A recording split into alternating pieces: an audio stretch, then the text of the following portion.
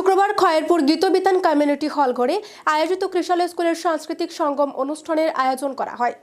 এদিনের এই অনুষ্ঠানে উপস্থিত ছিলেন খয়েরপুর বিধানসভার বিধায়ক রতন চক্রবর্তী।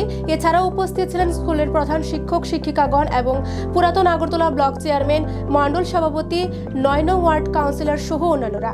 এদিন বিদ্যালয়ের কচি কাচারা সাংস্কৃতিক অনুষ্ঠানে অংশগ্রহণ করেন।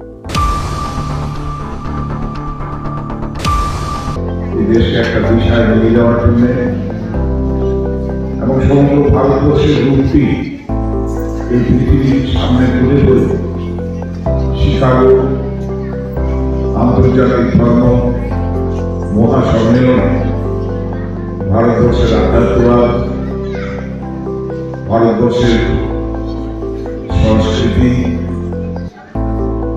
উচ্চ জ্ঞান এবং সকলকে গ্রহণ করা যে অদ্ভুত শক্তি এবং সব ধর্মকে